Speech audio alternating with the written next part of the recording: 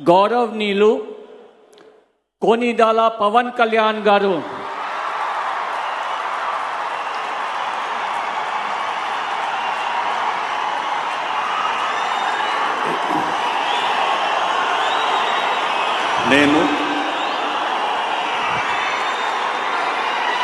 కొనిదెల పవన్ కళ్యాణ్ అనే నేను శాసనం ద్వారా నిర్మితమైన భారత రాజ్యాంగం పట్ల నిజమైన విశ్వాసం విధేయత చూపుతానని, భారతదేశ సార్వభౌమాధికారాన్ని సమగ్రతని కాపాడుతానని, ఆంధ్రప్రదేశ్ రాష్ట్ర మంత్రిగా నా కర్తవ్యాలను